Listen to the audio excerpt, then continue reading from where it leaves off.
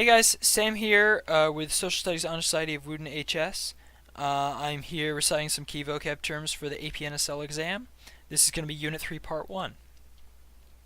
And it might be the only part, it depends how far I get. But here we go. So I'm going to start with nomination. The official endorsement of a candidate for office by a political party. General success in the nomination game requires momentum, money, media, and media attention. Campaign strategies, so the master game plan candidates lay out to guide the electoral campaign. Alright? It's their plan, how they're going to win, essentially. Presidential primaries, elections in which voters in a state vote for a candidate or delegates pledged to him or her, most delegates to the national party. Conventions are chosen this way. Super Tuesday, when most exit polls are taken in most states for the presidential ballot. So that's when everyone votes, or most people. It's different for some states. Midterm elections, elections that occur in the middle of the president's fourth-year term.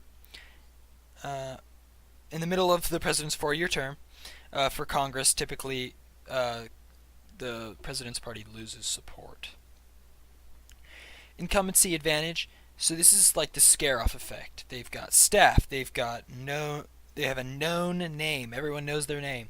They have endorsement. They have experience. They run a good campaign. They're the people that are already in office, and they're very hard to beat because of the reasons I just listed.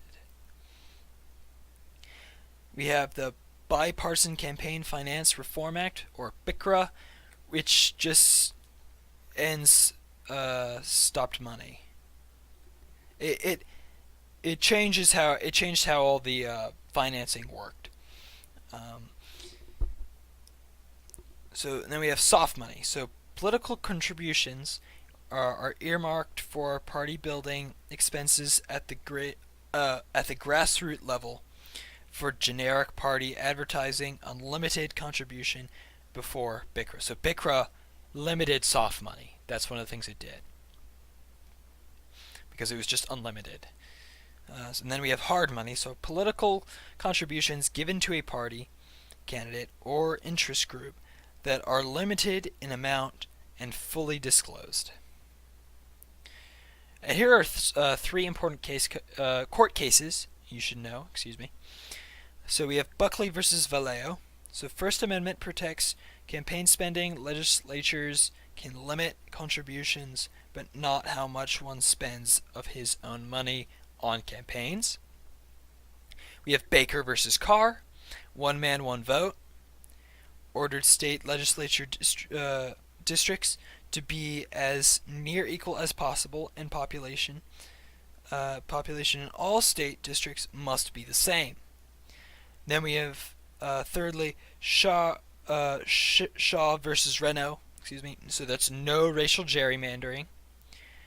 And there's a fourth case here, actually. Citizens United. So corporations act as if they were people.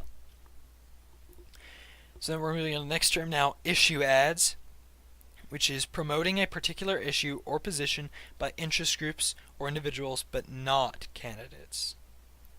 Inoculation ads are advertising that attempts to counteract an anticipated attack from the opposition before the attack is even launched.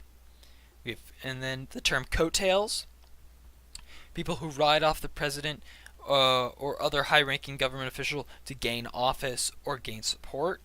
Continuing on, we have the Electoral College in Constitution, which consists of gatherings of state electors in each state to formally cast the vote for the president. Retrospective voting.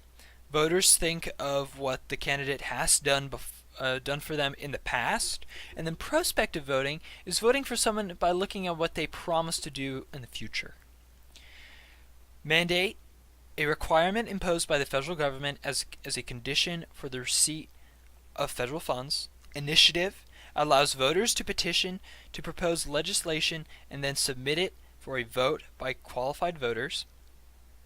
Referendum, procedure whereby the state submits legislation to its voters for approval, allowing citizens to vote directly on issues. I'm going to take a break here, folks, and I'm going to move on to part 2 in the next episode. Thank you for listening.